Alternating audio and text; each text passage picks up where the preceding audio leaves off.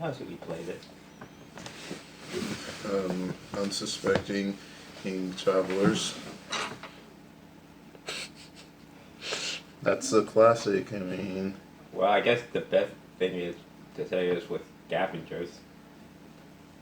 No. Then they might start shooting. This is their stuff. I mean, we're the one with a ship cannon. That they have the giant beast. Ship cannon. We must avoid conflict at all costs. We have been sent to recover this wreckage. And to bring this, what kind of unit is he? What kind of unit is he? Who? Harsel? That is not, if that's his name. Are you talking about the captain or The droid. Oh, IT. He's just a regular protocol. Oh. And we were to bring this protocol, right? Beep boop. How about I go out and try and negotiate it, since we have yet to enter open conflict. Shall I wake the others? Yes, wake everyone. Claws, wake the others. And of course everybody gets awakened from that, so. 5 yellow for coerce. It's a very loud screech. You really don't need to roll. Everybody's waking up. I know, I don't. But Claws never gets to do anything. Except he just did. He woke everybody up. Come on. Okay. I'll try to pull up.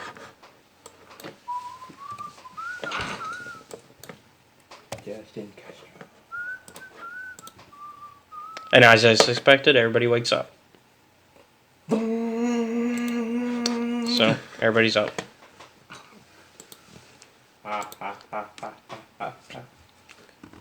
River's like, oh, what's going on? We have guests. Oh, okay. But not necessarily the good kind of gas, River. I feel like we are jumping to conclusions. Do not worry. My Master Left Express has orders to make sure that you alone survive if any conflict were to befall the party. He did not specify why such an order was given, but that is an order, and I will comply. Oh my. No, it's me. I thought we were friends. I was like, trying to be a player. Even after death, C2 tries. He does not want to be forever alone. So who are you guys? You still have not answered me. I did. So Israel's going to go out in his C2 new disguise. Good evening. Well, morning. Good evening. I'm going by Galactic Standard Time, as is my usual. It's morning. Galactic Standard Time. And I would like to welcome you to this clearing that you guys have now come upon.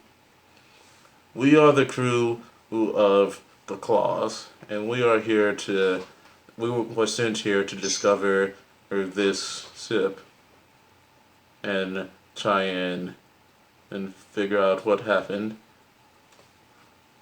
Well, you have brought my droid, and I assume you work for Ropak. I am not sure who this Ropak is. IT immediately speaks up. Ropak passed away. Riom took charge after his father died. Ah, okay. That clears up that misunderstanding. Yeah, Ropak. Riom's the guy you're working for currently. Yeah, I know. But his father is dead. Yeah, you guys already knew that. I didn't. Yeah, you did. I know. Yes, all of you knew that already. It doesn't seem like we did. I think you guys just forgot. What is this for? Doggone, Anyways, at some point. yeah, Harsel says, well, I can take you back to our camp where we can discuss more about the ship, and that way you have more to report back to Rio. That would be most advantageous to both parties. I mean, yes, that would be useful and helpful. Alright, so let us all go then. So he starts to get back onto his mount and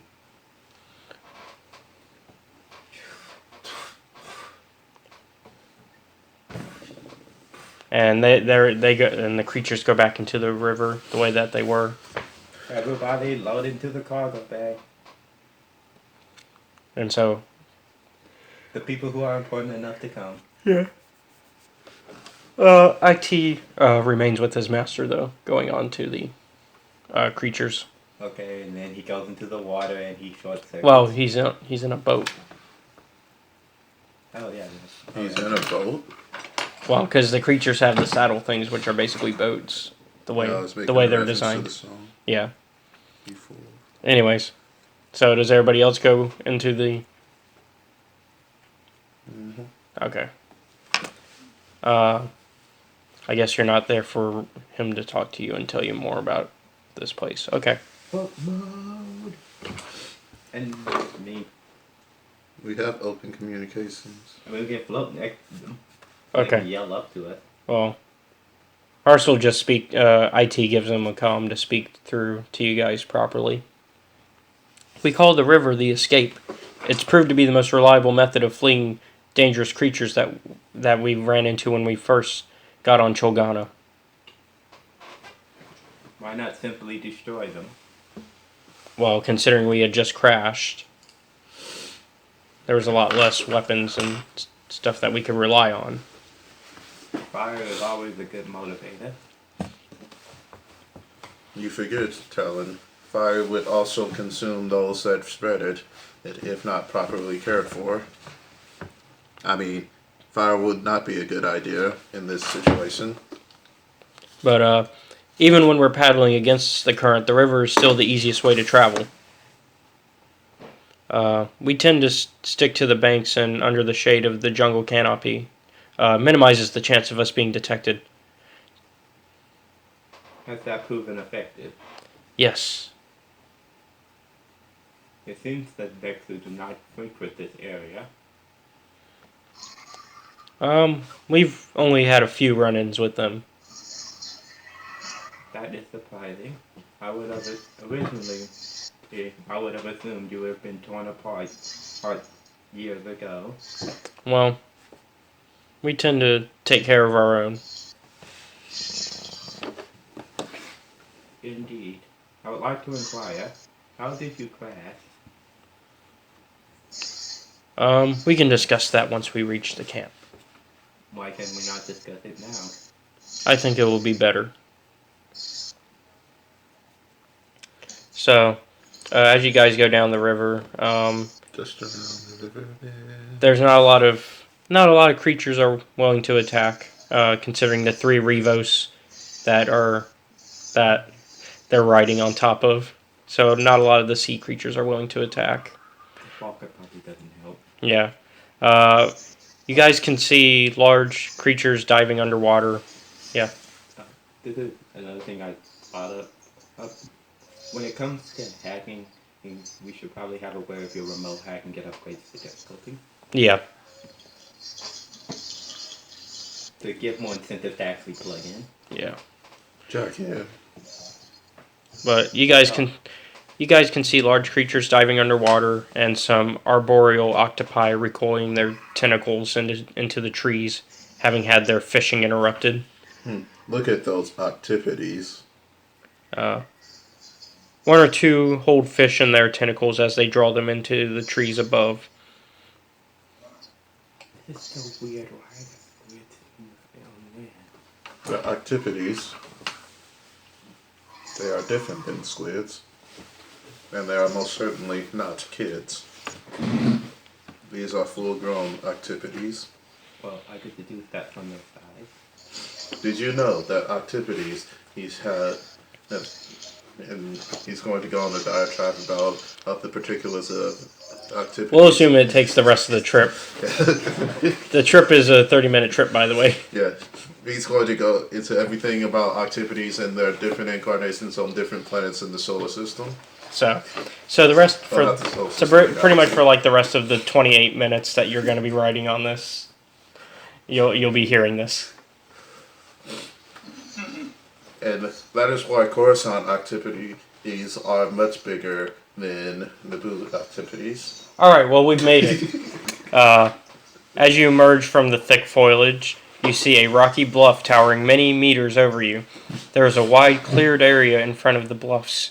A formidable wall made of tree trunks and starship hull plating curves outward toward you, with 2 tall sentry towers evenly spaced across its length. The entire retreat is built into an enormous alcove in the bluff. Captain Harsel guides you to one of the 2 large gates. This is quite an impressive fortification you have built for yourself. Well, we've had time. Exactly. Do you know exactly how long you have been here? Let me check on that. I'd have to look at my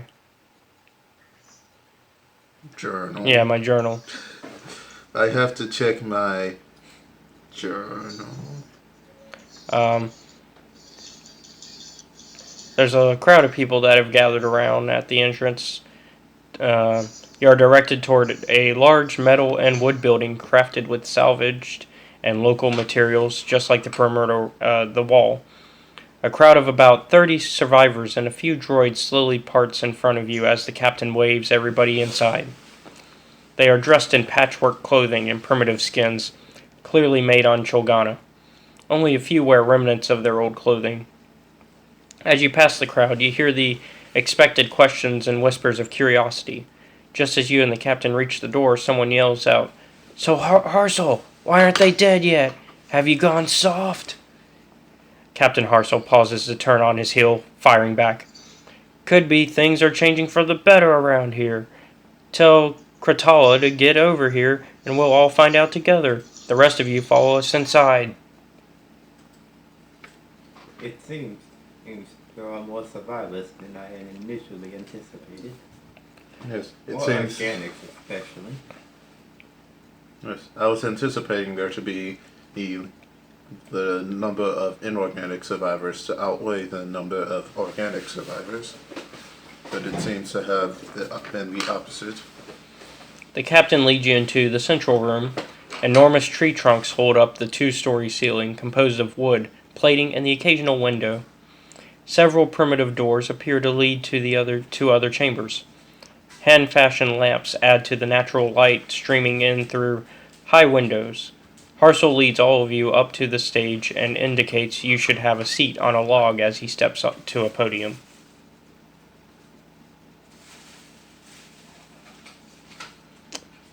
Harsel kind of waits for the room to fill out, and he also summons some medics if anybody needs any attention.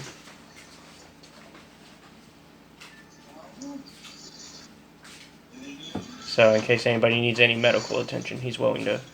Yes, we would have. It would have been nice to have medical attention yesterday. What do you mean, dear droid? What do you mean? No, Ismail was. Oh, was that to C2. himself? Ismail still looks like C2 right now. Oh, okay. Oh, what does that mean? What do you mean by that? Nothing. We just had a tragedy happen yesterday. One of our crew met a very brutal end. Very brutal indeed. Oh. His whole head casing was crushed in. No chance of survival. So eventually, enough people have come in.